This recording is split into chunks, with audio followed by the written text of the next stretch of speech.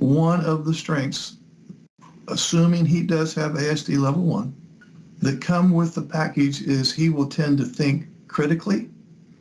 He has high expectancies in a very small number of interests.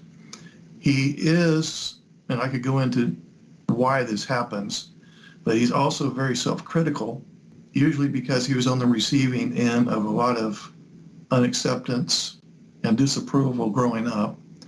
He also tends to evaluate others based on his filter. The problem that it creates for you, though, is he can be very critical. He's self-critical. We mentioned that. But now, when you do something to yourself, you're in a much better position to do it to other people. So he can be very critical of you and intolerant of you. And it's very common for guys on the autism spectrum to be a little on the OCD side, the perfectionistic side.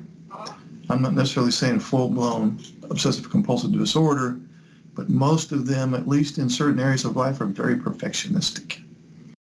Another strength would be most of them have a very large vocabulary, usually within their field of interest, and they tend to have a very in-depth knowledge base, usually in one specific area.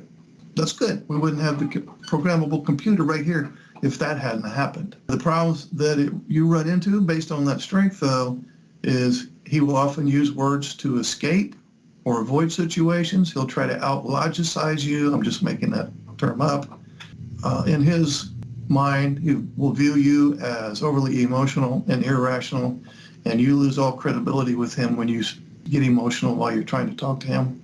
The other thing that will happen based on the strengths of having a huge vocabulary and having a high IQ and having a lot of information in one area is that he will become easily and severely bored doing things outside of that area. And you may view him as someone who is very rigid and one-track mind and self-absorbed and a know-it-all, which is totally understandable.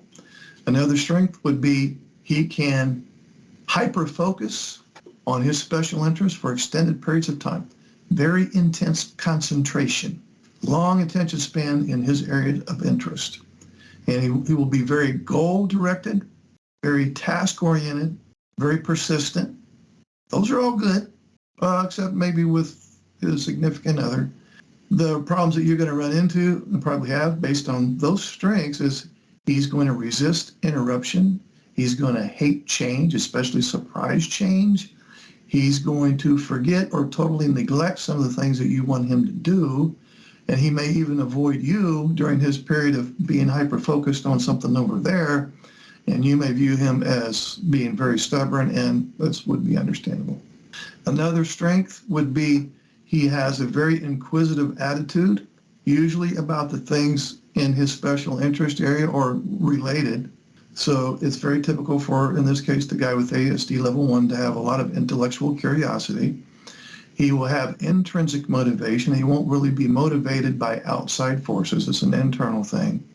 Sounds good, but the problems that arise is he may ask embarrassing questions. When you're trying to deliver a good message, you may feel like he's, instead of listening to you, he's just put you on the witness stand and interrogating you based on, what you're trying to say. You may view him as being someone who's resisting your input or your opinion or your perspective or your constructive criticism and so on.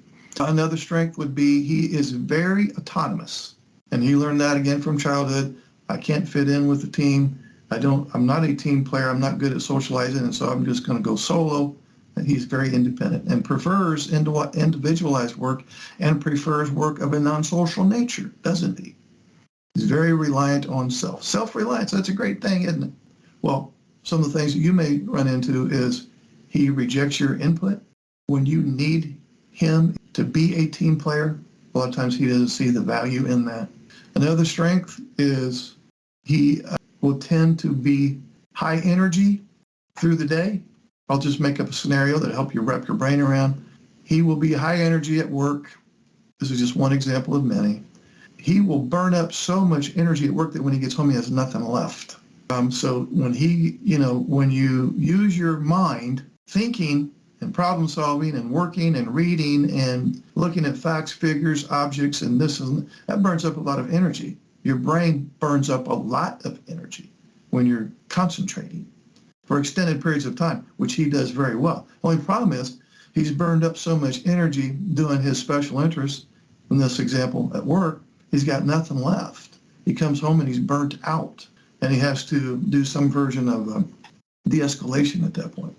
But with this business of having high energy, he will be very frustrated with inactivity. His mind is always racing. He would say if he were here, yeah, my mind is always racing and it has to be racing. Boredom is excruciating to me. And to just sit down and do nothing or engage in idle chit-chat with my wife is almost painful. It's because he needs constant stimulation, especially of a visual nature. Especially of a visual nature. And so you may view him as someone who's hyperactive and can never just sit down and relax and just be still and be quiet. Another strength is he enjoys organizing things in his head, and he may even enjoy organizing material things. And he probably at some level has tried to organize you to squeeze into his routine and structure. He is very good at systematizing. In other words, looking for patterns and themes and systems. Sounds like a good strength, but the problem is he may come off as being very bossy, rude, domineering. He may construct very complicated rules or systems of a social nature that don't match up with yours. He's going to have a lot of hidden rules in his head that he may not even be aware of at a conscious level, but if you violate any of those of his hidden rules, he's big on rules because he's big on structure. When you violate one of his rules, you'll know it. The last one is he has a great ability to conceptualize and to synthesize.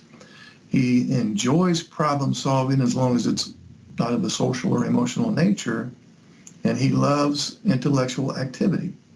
Very high IQ, very high in logic. Sounds like a great strength. Problem you run into, though, is he's going to omit some certain details that are important to you. He may reject some details that were important to you.